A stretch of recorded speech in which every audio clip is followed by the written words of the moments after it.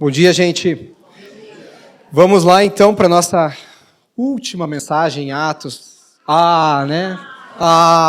Poxa. Quem foi edificado aí por essa série? Eu gostei muito. Então, hoje nós vamos para o capítulo 12.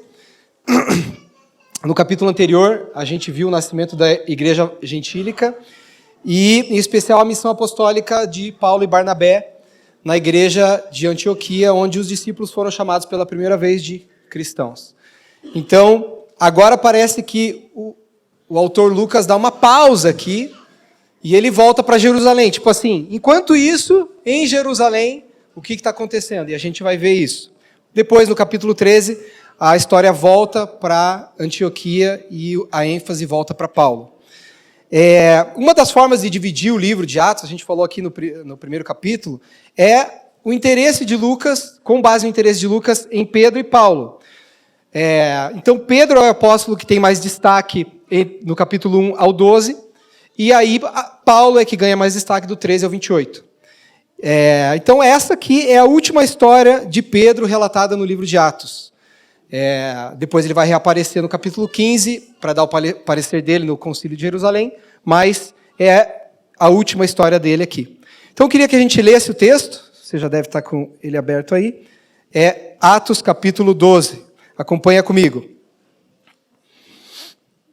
Por aquele tempo, o rei Herodes mandou prender alguns da igreja para os maltratar. Mandou matar à espada Tiago, irmão de João. Vendo que isso agradava aos judeus, prosseguiu, mandando prender também Pedro. E eram os dias dos pães sem fermento. Depois de prendê-lo, lançou-o na prisão, entregando-o a 4 escoltas de 4 soldados cada uma para o guardarem. A intenção de Herodes era apresentá-lo ao povo depois da Páscoa. E assim Pedro estava guardado na prisão. Mas havia oração incessante a Deus por parte da igreja a favor dele. Na noite anterior ao dia em que Herodes ia apresentá-lo ao povo, Pedro dormia entre 2 soldados, preso com 2 correntes. Sentinelas junto à porta guardavam a prisão. Eis, porém, que sobreveio um anjo do Senhor e uma luz iluminou a prisão. O anjo tocou no lado de Pedro e o despertou, dizendo: levante-se depressa. Então as correntes caíram das mãos dele, e o anjo continuou: coloque o cinto e calce as sandálias. E ele assim o fez. O anjo lhe disse: mas, ponha a capa e siga-me. Então, saindo, Pedro o seguia, não sabendo que era real o que estava sendo feito pelo anjo. Ele pensava que era uma visão. Depois de terem passado a primeira e a segunda sentinela, chegaram ao portão de ferro que dava para a cidade, o qual se abriu automaticamente. E saindo, enveredaram por uma rua, e logo adiante o anjo se afastou dele.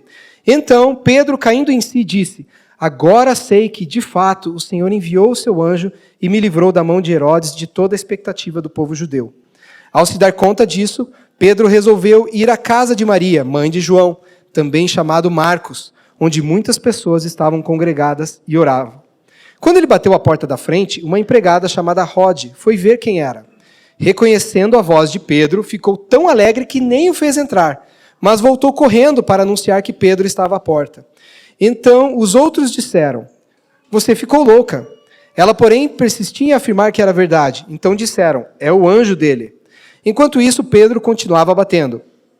Quando abriram a porta, viram-no e ficaram admirados. Ele, porém, fazendo-lhes sinal com a mão para que se calassem, contou-lhes como o Senhor o tinha tirado da prisão. E acrescentou: anunciem isto a Tiago e aos irmãos. E saindo, foi para outro lugar. Quando amanheceu, houve grande alvoroço entre os soldados sobre o que teria acontecido com Pedro. Herodes, tendo-o procurado e não o achando, submetendo as sentinelas a interrogatório, ordenou que se aplicasse a pena de morte. E, descendo da Judéia para Cesareia, Herodes passou ali algum tempo. Havia uma séria divergência entre Herodes e os moradores de Tiro e Sidom. Estes, porém, de comum acordo, se apresentaram a ele e, depois de obter o apoio de Blasto, que era assessor do rei, pediram paz, porque a terra deles recebia alimentos do país do rei. Em dia designado, Herodes, vestido de traje real e assentado no trono, dirigiu-lhes a palavra, e o povo gritava: é a voz de um Deus, e não de um homem. E no mesmo instante, um anjo do Senhor feriu Herodes, por ele não haver dado glória a Deus, e comido de vermes, morreu. Entretanto, a palavra de Deus crescia e se multiplicava. Barnabé e Saulo, cumprida sua missão, voltaram de Jerusalém, trazendo consigo João, também chamado Marcos. Amém. Vamos orar, meus irmãos. Senhor, nós te agradecemos por tua palavra, Senhor. Nós nos submetemos a ela. Estamos com o nosso coração aberto e disponível para aquilo que o Senhor quer comunicar, Deus. Que o Senhor produza em nós aquilo que o Senhor quer, a reação que o Senhor quer de nós. Produza frutos em nós. Produza amadurecimento nesta manhã. É o que nós te pedimos em nome do Senhor Jesus. Amém. Amém, gente. Então, vamos lá.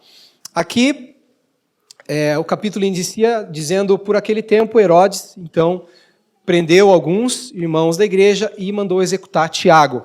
Esse Herodes aqui, ele é o Herodes Agripa I. A gente tem 3 Herodes aqui no Novo Testamento. O primeiro deles é Herodes o Grande, é o Herodes que tentou matar Jesus quando criança, Mateus capítulo 2. Depois, nós temos outro Herodes, que é o Herodes Antipas, que governou a Galileia e a Pérea no tempo de Jesus. Foi este Herodes que mandou decapitar João Batista. E também foi diante desse Herodes que Jesus compareceu enviado por Pilatos. E aí depois nós temos este Herodes aqui. Então são 3. Este Herodes aqui é o Agripa, ele era neto do Herodes o Grande e sobrinho do Herodes Antipas, que mandou decapitar João Batista. Deu para entender, né, a sequência? 3 Herodes, então. E aí, este Herodes aqui, ele foi criado em Roma, e ele era amigo de infância de alguns caras que se tornaram imperadores. Entre eles, o imperador Gaio, que ficou conhecido como Calígula. Alguns de vocês já devem ter ouvido esse nome. Parece que foi um imperador bem insano. E era amigo, então, de Herodes, e esse imperador, e depois Cláudio, vão concedendo autoridade para Herodes sobre alguns territórios, entre eles a Judéia, né? E a extensão do reino dele quase se igualou ao do avô. Então, só para dar esse contexto, e esse Herodes, ele queria ter e tinha algum acesso com a população judaica, porque o avô havia se casado com uma judia e ele reivindicava a ascendência judaica. E era interessante ter alguém ali no governo que pudesse ter uma boa relação com os judeus. Esse era o contexto. Por isso que daí vai dizer que ele queria agradar os judeus, né? Ele queria agradar a liderança judaica. Se você lembrar, já havia perseguição da liderança judaica contra os discípulos.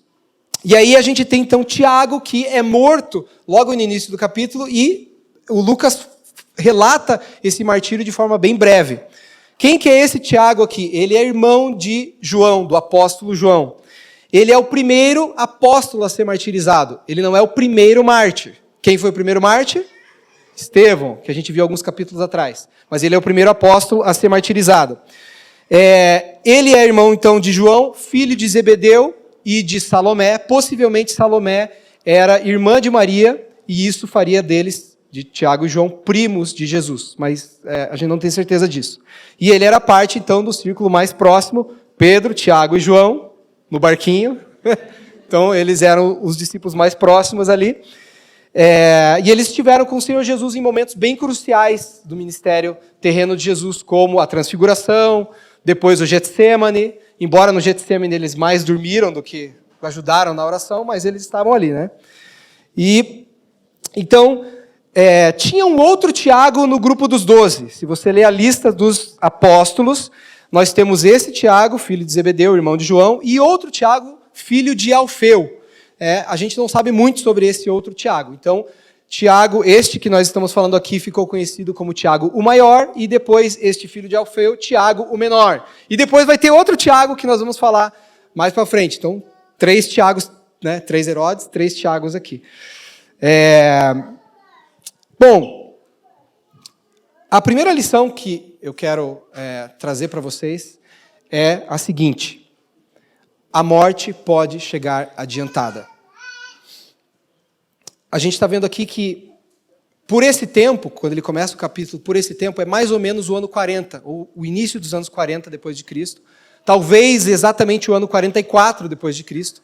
Então, perceba que nós estamos bem nos anos iniciais da igreja primitiva. Então, Tiago, ele é morto, ele é martirizado aqui, talvez ainda na primeira década, desde a ascensão do Senhor Jesus. Então, perceba que são poucos anos, né, do nascimento da igreja. E ele é morto. A pergunta que fica para nós é: por que o Senhor permitiu isso? Por que o Senhor permitiu uma morte tão prematura? Quando eu coloco no título, a morte pode chegar adiantada, é entre aspas, porque, claro, o Senhor controla todas as coisas, mas aos nossos olhos pode parecer muito cedo ou prematura. Por que o Senhor permitiu isso? Justamente Ele. E depois Pedro é libertado. Pense no impacto disso na vida da igreja. Mais uma vez, Lucas conta isso bem rápido, de passagem. Mas nós podemos supor como que isso impactou a igreja. Né? Como Estevão, mas agora era um apóstolo. Se alguém tinha a ideia de que os apóstolos, porque faziam milagres, por causa dos sinais, eram, de certa forma, intocáveis, agora isso cai por terra. Né? Então, imaginem o impacto sobre João, que era irmão dele. Talvez, a gente não sabe se ele tinha esposa, filhos, mas se ele tinha, a tristeza que isso trouxe para a igreja primitiva. A gente não tem resposta do porquê o Senhor permitiu isso. Mais uma vez, a resposta está nos conselhos secretos de Deus, da providência de Deus. Talvez Deus queria mostrar para todos os apóstolos que isso esperava eles. Talvez Ele queria que os apóstolos se espalhassem entre as nações. A gente está vendo que houve uma certa relutância para eles saírem dali de Jerusalém. E mesmo quando saíram, né, a pregação era focada ainda nos judeus. Então, mas isso a gente só acha que poderia ser algo nesse sentido, mas não sabemos por que isso aconteceu. Mas uma coisa é certa, a esta altura do campeonato eles já estavam bem mais preparados para o martírio do que antes. E se você lembrar, o Senhor Jesus avisou eles que eles passariam por isso. O Senhor Jesus avisou Tiago e João, especificamente, de que eles passariam pelo martírio. Em certo momento, isso está no capítulo 20 de Mateus e capítulo 10 de Marcos, nós não vamos ler só por causa do tempo. Tiago e João, eles chegam para Jesus e eles vão fazer um pedido especial para Jesus.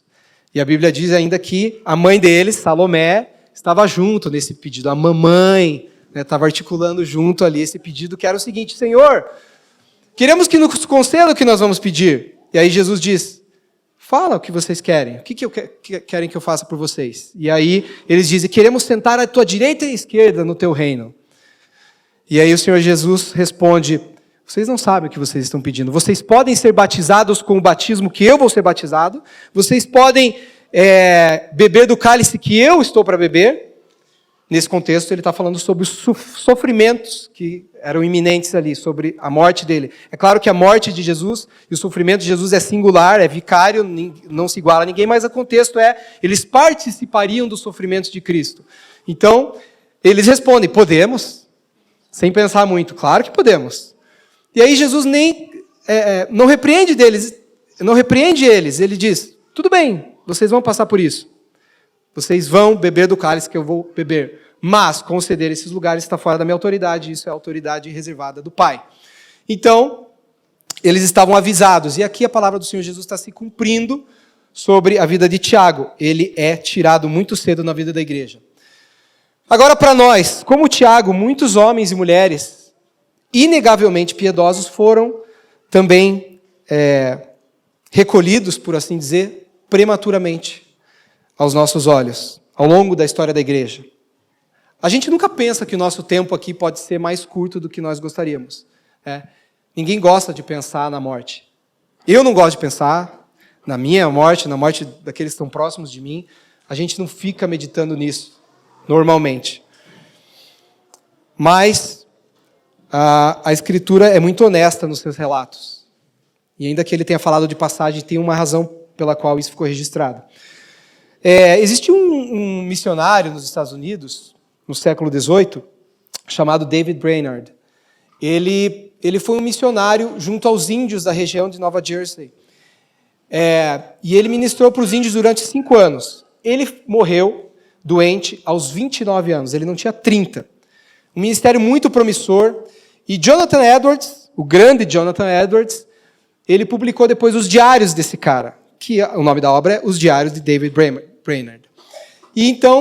E o Jonathan Edwards, se você lê esta obra, ele faz muitos elogios para esse cara, mas muitos. Ele diz que David Brainerd era um exemplo de vida, de piedade, ele era um verdadeiro cristão. Ele rasga elogios para ele. E quando esse cara adoece, ele vai para a casa de Jonathan Edwards. E a família de Edwards cuida dele ali até ele morrer. E ele faleceu mesmo, a doença dele se agravou, e ele morreu na casa do Jonathan Edwards. E aí, alguns meses depois, uma filha de Edwards, chamada Jerusa, parece até que ela pode ter tido um romance, um relacionamento ali com o David Brainerd, parece que ela foi a enfermeira dele.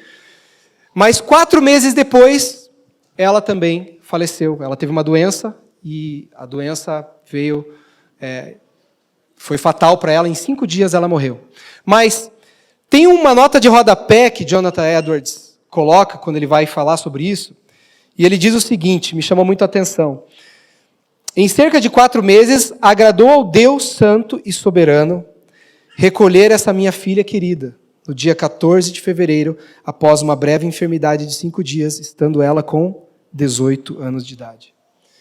Então, é muito triste, né, esse episódio na vida de Jonathan Edwards, mas o que me chama a atenção, porque a gente fica pensando, era uma filha, nova ainda, eu penso, meu Deus, cadê a minha filha? Está aqui, ó. Não quero perdê-la jamais. Mas isso aconteceu aqui com ele, e a forma que ele diz, agradou a Deus levar esta minha filha querida. E depois ele vai dizer que ela era uma menina tão piedosa quanto David Brainerd. Mas a forma que ele coloca a confiança dele no Senhor, que ele ainda assim, ele consegue enxergar a providência de Deus, de alguma maneira, é muito forte, né? Então, quando eu li essa nota de rodapé, eu sempre guardei ela comigo. As irmãs que estão lendo o Gruden agora, as 20 bases da fé cristã, se vocês leram o prefácio do livro, tem gente que não lê o prefácio, né? Aí, ó, eu leio.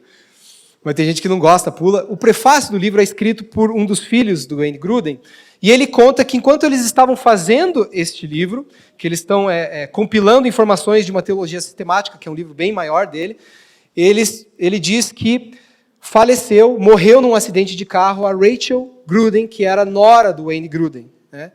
E ela só foi casada com o filho dele por 3 meses. Mas ele diz o seguinte, enquanto nós estávamos fazendo esse livro, nós fomos fortalecidos pelas verdades que nós estamos aqui registrando. Então, mais uma vez, né, irmãos amadurecidos em Deus que conseguem ser fortalecidos pela verdade das Escrituras. E é o que a gente precisa ser. O povo de Deus é o povo, ou deve ser o povo mais preparado para lidar com os sofrimentos, e inclusive com a morte, na face da terra. Porque só o povo de Deus, só a igreja, tem a esperança da vida eterna. Nós temos o que outros lá não têm, a esperança em meio a tudo isso. Ano passado, alguns de vocês sabem que eu fiquei hospitalizado durante 8 dias, por conta do Covid, em junho do ano passado. Muitos oraram, muitos nos apoiaram. Aliás, um parênteses aqui foi... eu sou muito grato pela igreja, pelos irmãos, pelos pastores que deram todo o suporte para nós naquele momento, para a Gabi, que estava em casa em quarentena, com a Sara e o Dani, todos com Covid, e eu no hospital. E naquele momento, já era um tempo em que a gente estava vendo pessoas mais novas morrendo mesmo por causa do Covid. Caras na minha faixa ali dos 30 anos e tudo mais. Então, eu confesso, irmãos, que eu temi. Eu estava lá no hospital e eu lembro de ter orado e eu falava, Senhor, confio em Ti, mas não me leva ainda. Eu ainda quero ter tempo com a minha família, com o Morzão, com os filhos, quero criar eles. Não me leva. Mas eu considerei naquele momento como possível, eu enxerguei a possibilidade daquilo acontecer. Os sintomas eram graves, eu fui advertido pelos médicos, tive que comprar um remédio em urgência. Então, eu tive que realmente meditar sobre isso. E se o Senhor quisesse me levar naquele momento? Como que seria isso? A Gabi teve que enfrentar essa realidade. E naquele momento, uma das coisas que nos fortaleceu, a gente citou a resposta à pergunta 1 do nosso catecismo, que a gente falou muito. Qual é a nossa única esperança na vida e na morte? Nossa única esperança na vida e na morte é que não somos de nós mesmos, mas pertencemos de corpo e alma, na vida e na morte, ao nosso Deus e ao nosso Salvador Jesus Cristo. Então a gente repetia isso. Nós temos que pegar isso que a gente está lendo, isso que a gente está aprendendo e aplicar na nossa vida. E a gente dizia a nossa esperança na vida e na morte. Então a gente enfrentou isso.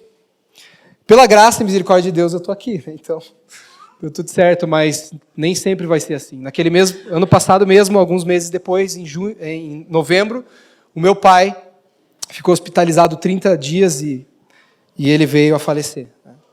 Então, nós oramos, depois nós vamos falar sobre oração aqui também, ainda nesse capítulo, mas também aprove ao Senhor levá-lo. Então, Ele é soberano sobre todas as coisas. E a gente precisa aprender a lidar com isso. Precisamos estar preparados de alguma forma, se é que isso é possível, mas nós temos as ferramentas para isso. Passando então, segunda lição que eu quero tirar desse texto é: a jornada é diferente para cada um. Deus tem uma jornada designada diferente para cada um de nós. Isso parece óbvio, mas por que eu estou destacando esse ponto? Aqui Pedro, ele perde um grande amigo, que é Tiago, e mais ou menos uma década depois, ele mesmo viria a ser martirizado. Segundo a tradição, crucificado e ainda de cabeça para baixo, por escolha própria. Isso é a tradição, a gente não tem certeza se realmente aconteceu isso, tem muito material lendário em volta da ação posterior dos discípulos, mas é o que diz a tradição. E ainda mais à frente, João, o apóstolo João, ele viveu mais do que os outros, até a avançada velhice, e ele morre lá no final do primeiro século. Então, cada um teve uma jornada diferente, cada um participou dos sofrimentos de Cristo de maneira diferente, à sua maneira. Quando a gente volta para o Evangelho de João, capítulo 20, eu também não vou ler só pelo tempo, vou contar a história, capítulo 20, versículo 18 e 19, um pouquinho antes desses versículos, Jesus ressurreto está falando com Pedro, e está perguntando: Pedro, você me ama? E Pedro responde: sim, Senhor, eu te amo e tal. É aquele texto. Ao final das 3 vezes em que eles têm esse diálogo, Jesus diz assim: Pedro, quando você era mais novo, você se cingia e você ia para onde você queria. Quando você for mais velho, você vai estender os braços e outro vai te cingir e levar para onde você não quer. E aí o apóstolo João, o que Jesus está querendo dizer com isso? O apóstolo João, o Evangelho de João é maravilhoso, eu gosto muito do Evangelho de João, e uma das coisas legais do Evangelho de João é que o apóstolo ele faz umas notas explicativas ao longo do texto. Então ele vai dizer assim: ora, Jesus disse isso, então ele vai dizer por quê, para significar com que tipo de morte Pedro haveria de glorificar a Deus. Então Jesus estava falando sobre o martírio de Pedro futuro. Então ele sabia que isso aconteceria. E aí Pedro, esse Pedro que nós tanto gostamos, Pedro que é muito fácil a gente se identificar com ele vai dizer assim, ele olha para João, que está ali também, e pergunta para Jesus: Senhor, e ele? O que vai ser dele? Como quem diz, né? Ele vai passar também por isso, né? Ele também vai passar pelo sofrimento? A história dele vai ser a mesma que a minha? E aí Jesus dá uma resposta, né? Pedro estava acostumado já a levar algumas de Jesus assim, né? Ele diz assim: Pedro, se eu quero que ele permaneça até o fim, o que você tem com isso? Quanto a você, siga-me. Então a ideia é, como eu falei, João, ele viveu mais do que os outros. E de certa forma, ele viveu até depois de uma vinda do Senhor Jesus, porque o Senhor veio para exercer juízo sobre Jerusalém no ano 70 depois de Cristo. Então, de certa forma, né, dá para a gente pensar dessa maneira. Então, ele viveu até muito depois disso. Agora, ele não sofreu menos do que Pedro, ele teve sua parte nos sofrimentos de Cristo, né? E aí o Senhor Jesus está dizendo para ele o que importa, o que vai acontecer com João. É mais ou menos assim, eu vou parafrasear aqui Alexander Bauman Bruce, ele tem uma obra chamada O Treinamento dos 12, que é uma obra muito fenomenal, e ele diz assim: suponha que fosse do meu agrado que João permanecesse na terra até que eu voltasse. O que isso significa para você? Suponha que eu realmente escolhesse João para sentar à minha destra, como ele pediu, no meu reino. O que isso muda para você? Suponha que eu quisesse que ele vivesse e não passasse pela morte como Elias, e fosse levado direto aos céus. O que isso muda para você? Que diferença isso faz? Então, Jesus responde como se Pedro estivesse se metendo em questões que Não diziam respeito a ele. E de fato, era assim. Mais tarde, Pedro vai dizer na sua primeira epístola, capítulo 4, 15, falando sobre o sofrimento, ele vai dizer que nenhum de vocês sofra como assassino, ladrão ou malfeitor, ou como quem se mete na vida dos outros. Engraçado, né, essa frase no final, né? Ele aprendeu a lição. Irmãos, não fiquem comparando a vida de vocês com a vida dos outros. Ou se ressentindo porque você acha que Deus abençoou mais o teu irmão que você, ou porque você passa por mais sofrimentos que o teu irmão. E se Deus realmente quiser dar coisas para o outro que Ele não vai dar para você? O que isso muda para você? E se Deus quiser exaltar outros acima de você, o que isso muda? Que diferença faz o teu relacionamento com o Senhor Jesus? Cada um tem uma história, cada um tem uma jornada designada por Deus aqui na terra. Não acho que você sofre mais do que os outros. E se de fato sofre, não seja orgulhoso por isso, como se o teu sofrimento te desse maiores credenciais no reino. Embora o Senhor use o nosso sofrimento para robustecer a nossa fé, para nos amadurecer, sem dúvida. A nossa tendência é sempre achar que nós fomos os sorteados, né? Que é só comigo isso que está acontecendo. A Sara mesmo, vocês estão vendo aqui, a minha filha, ela quebrou o dedinho e teve que colocar um gesso. Ela está jogando vôlei todo dia, está no esporte, a nossa atletinha aqui. Sexta-feira aconteceu isso. E aí eu cheguei em casa de noite e fui falar com ela, eu vi que ela estava bem triste. Claro, para ela, na fase, cada um tem a sua fase, a sua estação. Para ela, isso é uma coisa muito chata nesse momento, né? É um sofrimento. E ela vai ter que ficar 45 dias com esse gesso e tudo mais. E eu falei para ela, Sara, você não é a única que está passando por isso, tá? Porque a tendência é essa, né? Só comigo. Não! O irmão aqui já engessou, o outro irmão lá, eu também já estirei ligamento, e eu vou dando exemplos, você não é a única que está passando por isso. O apóstolo Pedro mesmo vai dizer depois também na sua primeira epístola, capítulo 5, versículo 9, ele vai dizer, irmãos, os sofrimentos que vocês estão passando, os irmãos do mundo inteiro estão passando os mesmos sofrimentos. Não é só com você. A gente precisa lembrar disso. E aí, Jesus diz, quanto a você, Pedro, siga-me. Então, irmão, siga Jesus. Preocupe-se com as responsabilidades que Deus colocou nas tuas mãos, sejam elas quais forem. Preocupe-se com a tua vida espiritual. É claro que a gente se preocupa com a vida do irmão, por causa do amor devido ao irmão, né? Mas não no sentido de ficar olhando o que você tem, o que ele tem e você não tem, esse tipo de coisa. Queria colocar a primeira citação para a gente, que é desse autor mesmo, Alexander Bauman Bruce. Ele vai dizer assim, o Senhor deseja que o seu povo se entregue à sua vontade, demonstrando uma obediência cordial, precisa e habitual, considerando todas as suas ordens como sábias e todas as suas providências como boas, reconhecendo o direito que Ele tem de dispor de nós como quiser, sentindo-nos satisfeitos por servi-lo em um pequeno ou grande local, através da realização ou do sofrimento, por um curto ou longo período de tempo, na vida ou na morte, tendo como único objetivo que o Senhor seja glorificado. Então, é mais ou menos isso que eu queria deixar para nós essa lição. Que texto bonito. E aí a terceira lição, vamos para a gente avançar, é a seguinte. A resignação santa mostra maturidade. Terceira lição. O que eu quero dizer com resignação santa? É a nossa capacidade de nos submeter à vontade de Deus. De aceitar com confiança em Deus os sofrimentos que nos cabem nesta vida. É evidente que a gente vai orar para o Senhor nos livrar dos sofrimentos. Tudo bem, nós vamos falar sobre oração daqui a pouco, mas é em tudo confiar no Senhor. Se você olhar para o versículo 6 e 8 desse capítulo 12 que nós lemos, o que acontece? Pedro aqui ele é preso durante a Páscoa, e durante a Páscoa não se executava prisioneiros. Então, um dia antes ele está preso, e é um dia antes dele ser apresentado ao povo que o anjo vai e liberta ele. Mas o que ele está fazendo quando o anjo chega? Ele está dormindo. E o anjo vai despertar ele, né? Acorda, levanta depressa e vamos. Perceba que Pedro está dormindo um dia antes da sua iminente execução. É isso que ele está fazendo.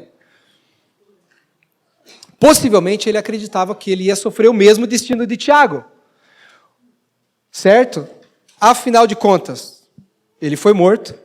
Agora já passaram vários dias da Páscoa, nada aconteceu, e ele está dormindo. Isso revela, e o texto, olha só, o texto não dá indicação nenhuma, não há indicativo no texto de que ele esperava ser liberto. Se você olhar para o texto, inclusive, quando o anjo vem, ele acha que ele está tendo uma visão. Ele não sabe que aquilo era real. Só mais tarde, quando o anjo deixa ele, que ele percebe, opa, Deus... Agora reconheço que o Senhor enviou o seu anjo e me livrou das garras de Herodes. Mas até então ele achava que ele estava sonhando. Ele não estava esperando ser liberto. Mas ele estava dormindo, em paz. Se você voltar nos evangelhos, nós vamos lembrar de um episódio que Jesus também dormia numa situação difícil. Quando eles estavam num barquinho, né, todos no barquinho, e vem aquela tempestade. O que acontece? Os discípulos ficam desesperados. Pedro está desesperado também, ele está ali, e eles vão acordar Jesus, eles vão dizer, Senhor, você não se importa que a gente pereça, nós estamos morrendo aqui. E aí, o Senhor Jesus levanta, acorda, ele acalma todas as coisas e dá uma bronca nos discípulos, né? Pela falta de fé deles. Mas Jesus dormia na popa do barco. E o que, além da humanidade de Jesus, ele cansava, ele era homem, totalmente Deus, totalmente homem, então ele estava cansado da sua jornada. Mas além disso, a gente pode ver também o sono como uma confiança, que é o que a gente vê em Salmos 3 e 4, né? O Salmo 3 e 4 relata momentos de sofrimento do salmista, e nisso tudo ele vai dizer, eu deito, logo pego no sono, porque só o Senhor me faz repousar seguro. Então ele está em paz. E Pedro aqui, já mais amadurecido, ele está em paz. Não significa que ele não orou para ser liberto, né? Possivelmente ele deve ter orado. Mas ele estava em paz, diante da sua morte iminente. Então, irmãos, para nós, principalmente nós que já temos alguma caminhada no Evangelho, nós não podemos ter as mesmas reações que nós tínhamos quando no início da nossa jornada diante dos sofrimentos. Que é o desespero, que são dúvidas persistentes sobre a bondade de Deus, que beiram a incredulidade. Eu não estou dizendo que a gente não pode chorar, que a gente não vai se entristecer, que a gente não vai ter dúvidas. Aliás, o luto, a tristeza, o lamento fazem parte da nossa vida. A gente tem que saber lidar com isso. Apenas que em meio a tudo isso, nós precisamos ter uma confiança inabalável no Senhor. A gente vê isso nos Salmos. Aliás, a maior parte dos salmos são lamentos. E o que o salmista faz várias vezes? Ele vai dizer, ele vai relatar, ele vai expressar a tristeza dele, a decepção dele, a indignação dele, até com Deus. Mas mesmo fazendo tudo isso, em algum ponto do salmo, ele vai dizer, mas eu confio no Senhor. E só para dar um exemplo aqui, eu vou ler rapidinho. Salmo 31. Versículo 9 e 10, o salmista diz assim, compadece-te de mim, Senhor, porque estou angustiado, de tristeza se consomem os meus olhos, a minha alma, o meu corpo, gasta-se a minha vida na tristeza e os meus anos em gemidos. O cara está mal aqui, né? Tem a valorização, né, da poesia, mas a minha vida na tristeza, os meus anos em gemidos. Mas o que ele vai dizer 4 versículos para frente, versículo 14? Quanto a mim, porém, eu confio em ti. Eu disse, tu és o meu Deus. Será que você pode, no meio dos sofrimentos que vêm sobre a tua vida, dizer, eu confio em ti. Tu és o meu Deus. Independente do que aconteça. Na alegria, no sofrimento, na vida ou na morte, tu és o meu Deus. Essa é a declaração que precisa estar nos nossos lábios. Outra coisa, não pode haver algo na tua vida que você acha que não pode acontecer, que Deus não pode permitir por você ser filho de Deus. É bem o contrário do que pregam por aí, né? Se existe algo que você acha que Deus jamais poderia permitir acontecer na tua vida, e que se Ele assim o fizesse, talvez você até deixaria o Senhor, isso significa que você acredita nos seus próprios méritos. Que você é tão bom que Deus jamais deveria permitir certa coisa de acontecer com você. Ou ainda que o Senhor não é o teu Senhor mesmo, né? O que a gente leu aqui na declaração do Bauman Bruce? Que ele tem o direito de dispor de nós, como assim ele quiser. E nós vamos considerar todas as suas providências como sábias e boas. Será que isso é uma realidade para você? A gente percebe no capítulo 10, aqui de Atos, quando Deus mostra aquela visão para Pedro, do cesto descendo com os animais impuros, e fala para ele, mata e come. Deus tem uma lição, que quer ensinar para ele ali. O que o Pedro diz? Ele diz, de modo nenhum, Senhor. Tipo assim, né? Não, você é o Senhor, mas ele está desobedecendo o Senhor dele. Como que é esse negócio? Ou ele é teu Senhor ou não é. E o nosso Senhor é bom.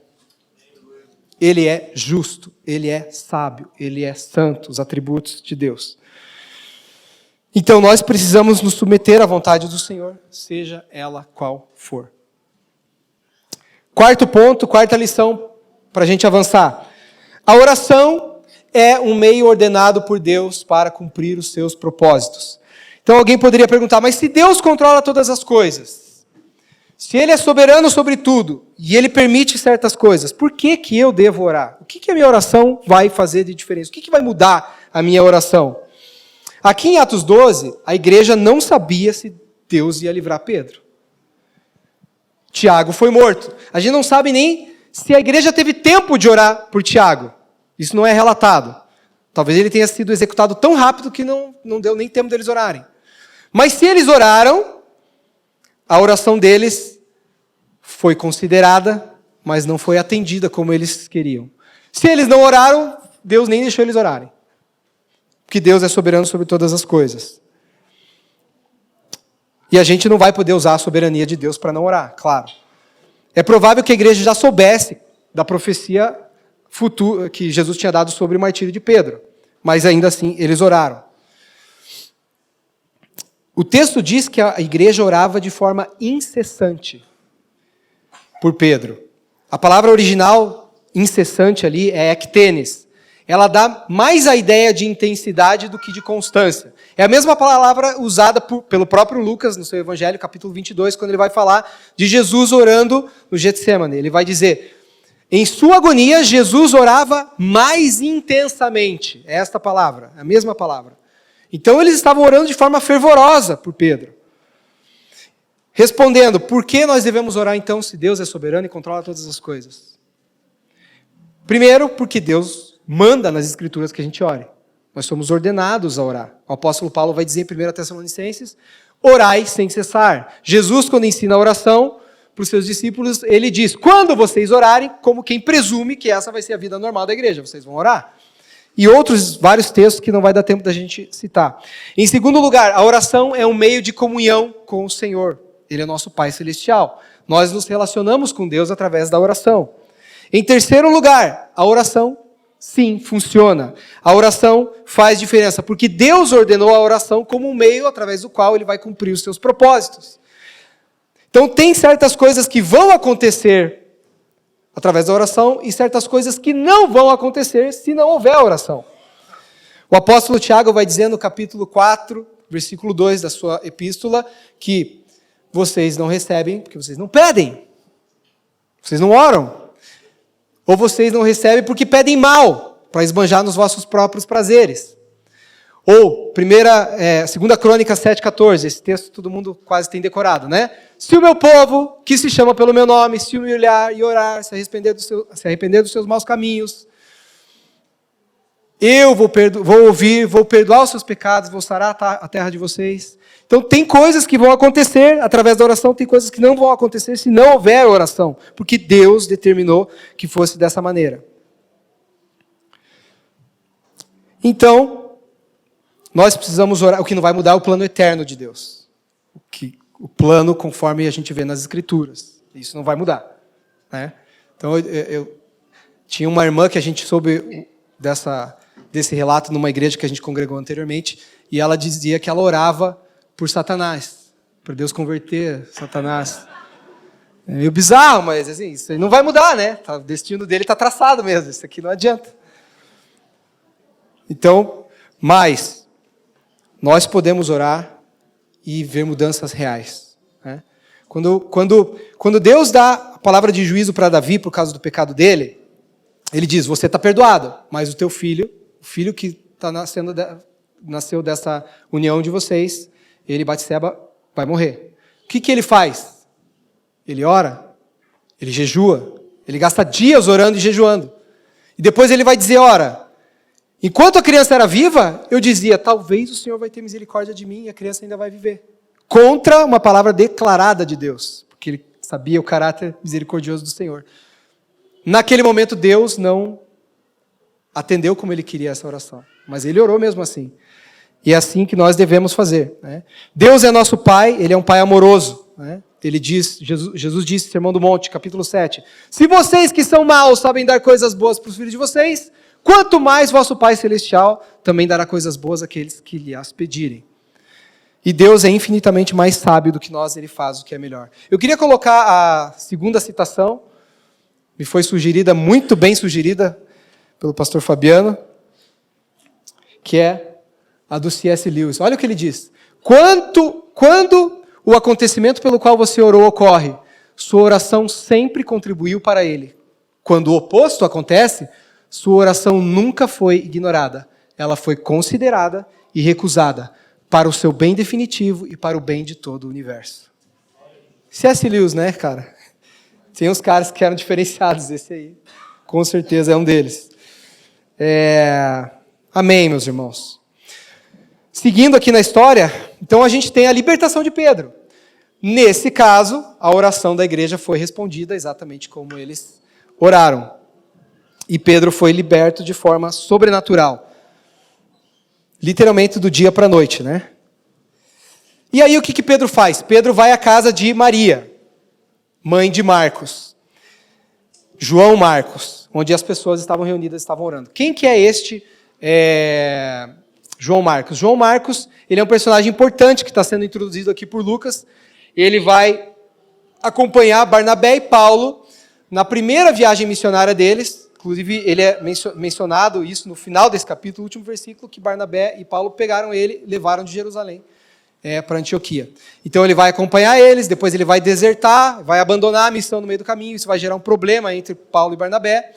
Mas é esse João Marcos que depois escreve o evangelho que leva o seu nome, né? O evangelho segundo Marcos, é esse cara aqui. Aparentemente, então, a casa de Maria era um local bem conhecido de reunião. Alguns dizem que poderia ser o local que abrigou o Senhor Jesus na última ceia, e teria sido o local também em que os apóstolos se reuniram para orar antes do Pentecostes. A gente não tem certeza, mas existe essa possibilidade. Mas certamente a irmã Maria aqui tinha um de casa em casa, que tinha bastante gente na casa dela, né? E a oração então é respondida. Pedro vai lá, bate na porta e Rode, ela fica tão animada que ela nem abre, ela vai contar para todo mundo, Pedro está aí, Pedro está batendo na porta, e eles dizem, não, você está louca. E aí eles dizem, é o anjo dele. Eles estavam orando intensamente, a gente viu. Aí Pedro aparece. Claro que eles tinham fé para isso. E se alguma resposta tinha que vir, tinha que acontecer ali, porque no outro dia ele ia ser morto. Então, naquela noite, ou na manhã seguinte, alguma coisa tinha que acontecer, se a oração deles seria respondida como eles queriam. Mas, naquele momento, parece que eles duvidaram, ou talvez estivessem resignados mesmo, sabendo que Deus faria o que fosse melhor. Mas, nós somos assim, né? No momento nós estamos orando com fé, no outro a gente pode ser tomado por algum tipo de incredulidade.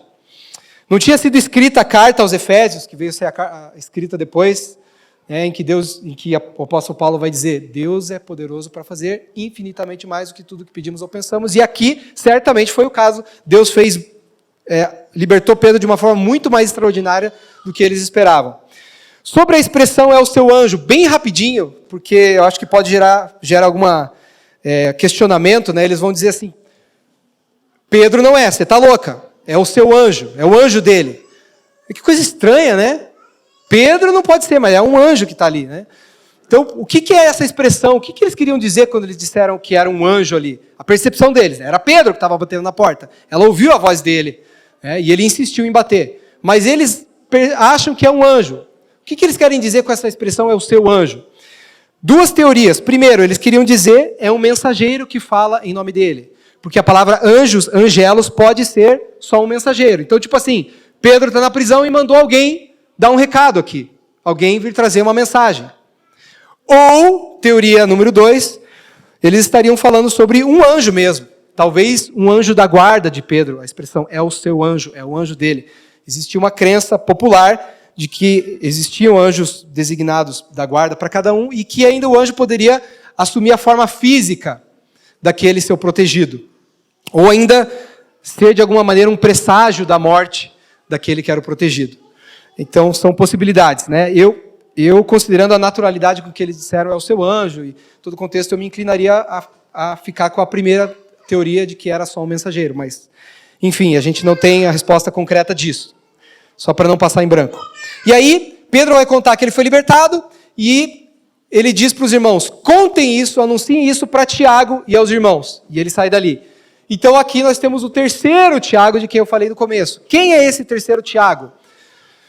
Ele é o irmão do Senhor Jesus, o irmão terreno do Senhor Jesus. Esse Tiago aqui, ele parece ter assumido a liderança, ou um lugar proeminente de liderança na igreja de Jerusalém. Lucas não conta como que isso aconteceu. Esse dado só está aqui e a gente vai vendo no livro de Atos. Mas a gente sabe pela palavra de Paulo que Tiago viu o Senhor ressurreto, capítulo 15 de 1 Coríntios, que o Senhor apareceu para Tiago, este irmão dele. Depois, em Gálatas, que nós já estudamos, capítulo 1, versículo 19, o apóstolo Paulo vai dizer que Tiago era um dos apóstolos, então ele se tornou apóstolo. E é ele quem vai dar a palavra final no concílio de Jerusalém, no capítulo 15, logo mais à frente. E é ele também que escreve a epístola que leva o seu nome, a epístola de Tiago, o irmão do Senhor Jesus. Que ele ficou conhecido na história depois como Tiago, o Justo. Bom, e aí Pedro então sai dali, vai para outro lugar. Ele não volta para Jerusalém. No capítulo 5, quando Deus liberta os discípulos também de forma miraculosa da prisão, eles são ordenados pelo anjo, volta lá no templo para pregar. Aqui não. Pedro, parece que ele vai esperar a poeira baixar, né? Ele sai dali, né? Milagres, que a libertação dele foi milagrosa, são manifestações extraordinárias do senhorio de Deus, não acontece todo dia. Então, ele não vai lá em Jerusalém dar as caras, né? Agora ele fica mais escondido. E aí encerra a história de Pedro no livro de Atos. Agora, o apóstolo Paulo... Agora, Tiago, este que nós falamos, ele é o líder mais proeminente ali em Jerusalém. Agora, a Bíblia vai passar a relatar os feitos de Paulo e seus companheiros, Barnabé, João Marcos, Tito, Timóteo, etc. A história vai dar lugar para outros terem a sua história contada aqui. E aí a última lição para nós os últimos serão os primeiros, a quinta lição. Os últimos serão os primeiros. Em certo momento, Jesus contou uma parábola para os seus discípulos, a parábola dos trabalhadores na vinha. Bem rapidinho, o Senhor Jesus conta que um homem de família, um dono de terras, ele vai, desde a madrugada, chamando trabalhadores para a sua vinha. Na madrugada ele chama, eu pago para vocês 1 denário, e vocês trabalham comigo. 1 denário a diária de um trabalhador. E aí ele sai às 9, sai ao meio-dia, sai às 3, sai às 5, chamando caras para trabalhar lá. Na última hora, às 5 horas, ele chama alguns. Ninguém contratou vocês? Não? Então venham trabalhar comigo. E eles trabalham 1 hora só. E aí, depois ele manda o administrador pagar todo mundo, e ele começa pelos últimos. E aí os primeiros lá da madrugada vão ficar indignados e contestar o dono das terras, dizendo, olha, esses caras trabalharam 1 hora só, e você vai igualar ele com a gente? Vocês estão pagando a mesma coisa para eles que pagaram para nós? E eles ficam indignados com isso, e daí o dono das terras vai dizer, amigo, eu não estou sendo injusto, nós não combinamos 1 denário? Então pega o que é teu e sai. Eu não posso fazer o que eu quero com o meu dinheiro? Ou você é invejoso porque eu sou bom? porque Deus está sendo ali, há uma generosidade dos donos das terras. Tem muitas lições muito ricas, não dá para a gente entrar, mas uma delas é, os judeus deveriam ser os primeiros a serem chamados a trabalhar na vinha. Depois o evangelho seria pregado para os gentios. E eles seriam admitidos no reino com os mesmos privilégios e as mesmas vantagens que os judeus. E é isso que a gente está vendo aqui em Atos. O evangelho está avançando de uma comunidade que é puramente judaica para uma comunidade mais gentílica. E eles, os discípulos, os futuros apóstolos, não deveriam jamais desprezar aqueles que viriam depois deles. Também é uma das lições. De maneira mais geral, Deus, ele não deve nada para ninguém. E como a gente viu, ele tem uma jornada para cada um. Agora, Tiago acabou de chegar, acabou de se converter. Tiago, irmão de Jesus, que cresceu com Jesus, não creu em Jesus durante seu ministério terreno. Agora o cara, ele é apóstolo e ele é o líder de Jerusalém, da igreja de Jerusalém. Como que é esse negócio? O cara chega e senta na janela? No reino, tem essa coisa do cara chegar e sentar na janela. Tem. É ruim quando isso acontece por artimanhas humanas. Mas quando é Deus que faz isso, a gente deve se alegrar pelos irmãos que estão sendo levantados depois de nós. E é assim que a igreja vai avançar. Não há lugar para vanglória, não há lugar para orgulho, não há lugar para inveja no exército de Deus. Deus é bom, Deus é justo, e Ele tem sido melhor para nós do que nós merecemos.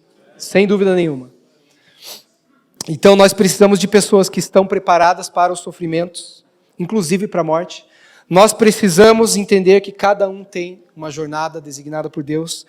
Nós precisamos ser maduros, suportar os sofrimentos, confiando em Deus. Nós precisamos orar, sim, fervorosamente, mas confiando sempre na soberana vontade de Deus.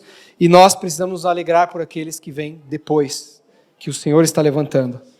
E ao final, para nós terminarmos, a gente vê Herodes, então, esse rei que tentou calar a voz da igreja, ceifando a vida de um dos seus líderes mais proeminentes, Tiago. Agora ele mesmo sofre o juízo de Deus. Ele mesmo vai sofrer o juízo direto de Deus e ele morre, porque ele tentou receber a glória que deveria ser direcionada apenas a Deus. Enquanto isso, o texto vai dizer, versículo 24, a palavra de Deus crescia e se multiplicava.